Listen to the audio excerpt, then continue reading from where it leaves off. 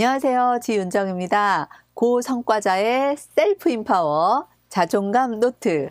오늘은 자존감이라는 것이 무엇인지를 살펴볼게요. 왠지 자존감 이러면 초등학생이나 중학생 이런 학생들이 알아야 될 것 같지, 직장인, 특히 고성과자에게 자존감이 진짜 중요한가?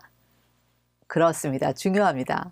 그래서 자존감은 정말 그 어떤 스펙보다, 그 어떤 백보다도 여러분에게 아주 중요한 핵심적인 내적 파워인데요. 자존감이 무엇인지 살펴보기에 앞서서 먼저 여러분, 우리가 일상적으로 하는 말이죠. 안녕하세요. 저도 아까 시작할 때 했어요. 안녕하세요에서 이 안녕이라는 건 뭐가 안녕하다는 걸 말하는 걸까요? 옛날 대동아 전쟁 때 밥 못 먹을 때는 안녕하세요는 오늘 아침은 먹었니? 오늘 밥은 먹었니? 이게 인사말이었고요. 좀 이제 먹고 살만해지니까 요즘 우리는 건강하세요? 몸은 괜찮으세요? 이런 몸의 건강을 안녕이라고 얘기하는 것 같아요. 근데 이제 누구나 다 건강하잖아요. 이제는 정신적 건강, 이게 아주 중요해졌죠.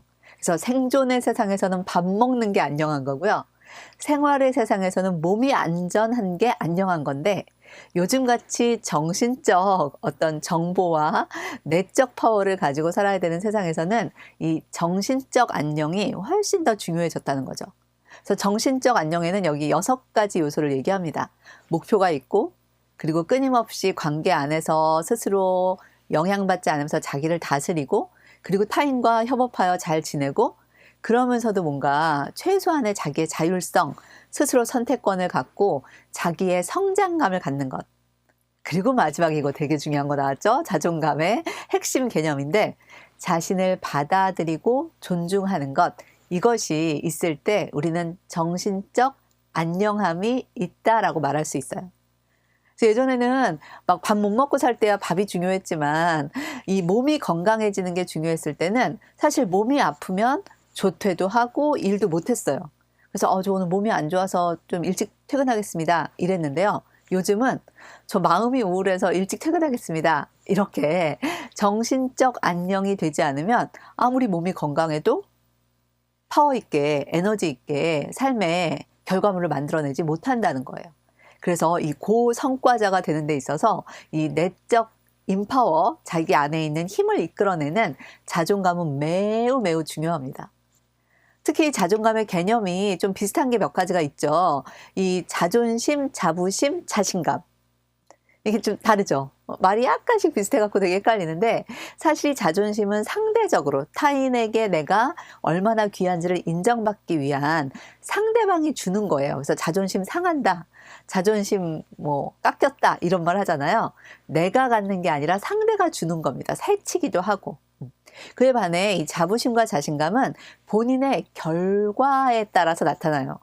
자부심은 주로 과거의 결과 때문에 내가 자부심이 생기고요. 그 다음에 자신감은 미래의 결과에 대해서 나는 있어 보여, 난 결과를 얻을 수 있어 라고 했을 때 우리는 자신감이라고 하죠. 그래서 상대적으로 자존심은 상대에 의해서 주어지는 거고요.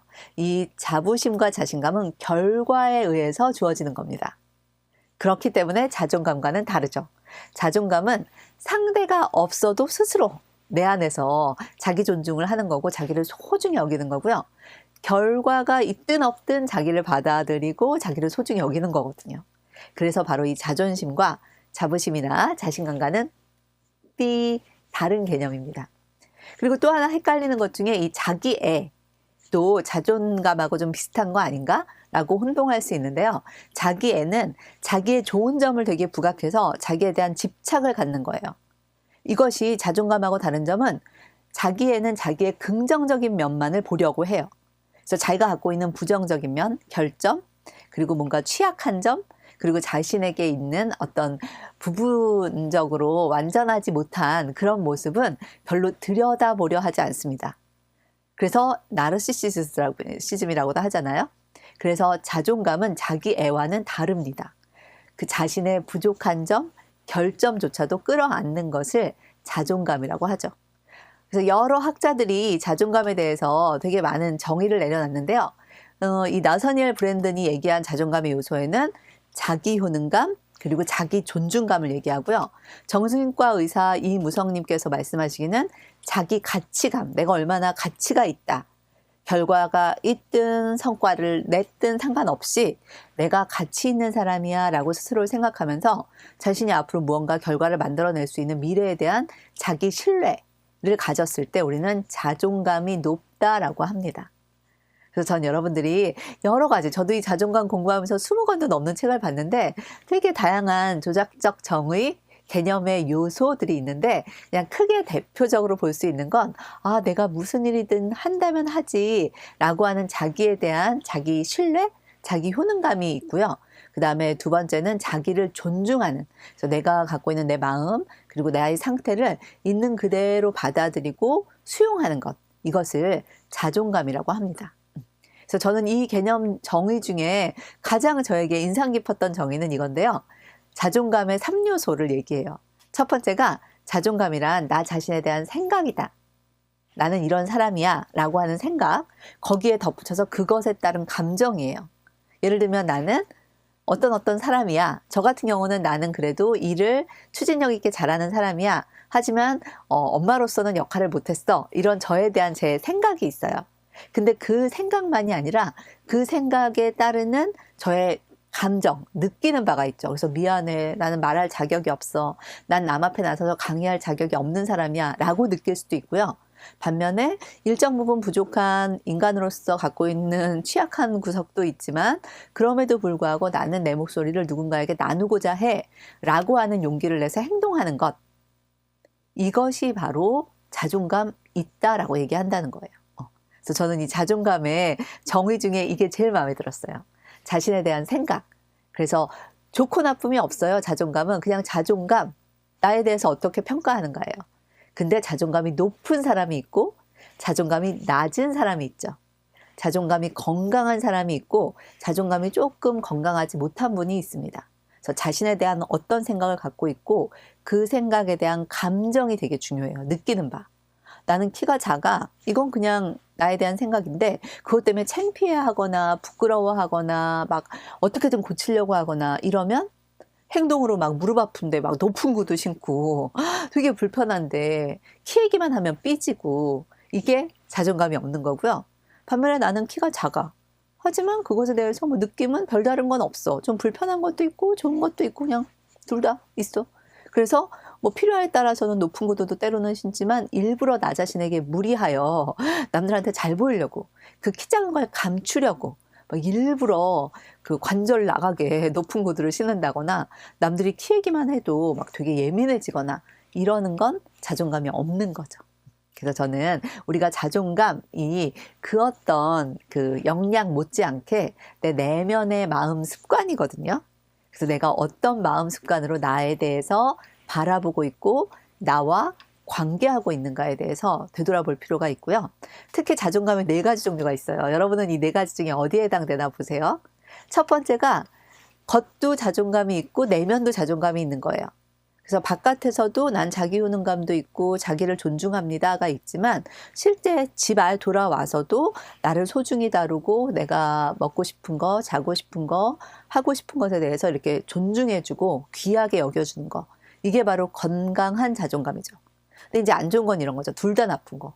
그래서 남 앞에서도 자기 표현도 잘 못하고 남이 뭐라고만 해도 상처받고, 그리고 막 남한테 내 컴플렉스가 드러날까 봐 싸우고 표현 안 하고, 이렇게 밖으로도 자기 존중감이 없으면서 안으로도 나를 미워하고 싫어하는 거, 이런 걸 우리가 자존감이 없다라고 얘기합니다.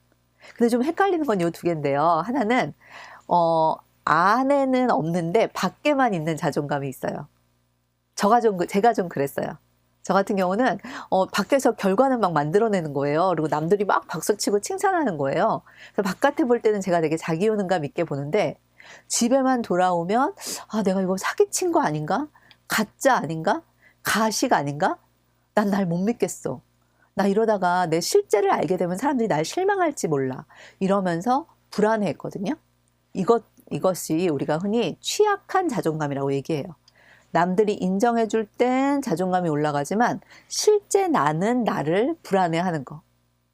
그에 반면에 이 또 손상된 자존감은 뭐냐면 실제 나는 나 자신을 되게 높게 평가해요. 그런데 남들이 나를 별로 평가해주지 않을 때 있죠. 나 원래 이런 거 할 사람 아닌데 고객한테 욕먹고 상사한테 혼나고 이러면 손상된 자존감 때문에 내면에선 나에 대한 되게 큰 프라이드와 그 어떤 자부심과 자기효능감이 있는데 그게 충분히 인정받지 못했을 때 갖게 되는 화, 억울함, 체념 이런 것들이 있을 수 있어요. 그래서 저는 우리가 자존감의 요 위에 두 개는 되게 선명한 분별이 되는데 이 취약한 자존감과 손상된 자존감 중에 어디에 해당되는지 스스로 한번 살펴보시고 이 가짜 자존감과 가짜 겸손함 요걸 우리가 조심해야 됩니다. 그래서 가짜 자존감은 밖에서 볼 때는 되게 자존감 있어 보이는데 내면에서는 스스로 되게 자기를 의심하는 거. 그리고 가짜 겸손함이라는 건 밖에서는 되게 겸손한 것 같지만 사실 안에서는 자기 프라이드가 되게 강해서 고집이 있고 남들한테 인정받는 것에 대해서 일부러 체념하는 거. 이런 것이 가짜 겸손함입니다. 그래서 저는 여러분들이 자존감이라는 개념을 좀 잘 이해하시고 나는 나의 건강한 자존감을 위하여 어떤 조치들을 나에게 취해줄 수 있을까를 되돌아보시는 기회가 이번 클래스를 통해서 됐으면 좋겠습니다. 다음 시간에 또 뵐게요.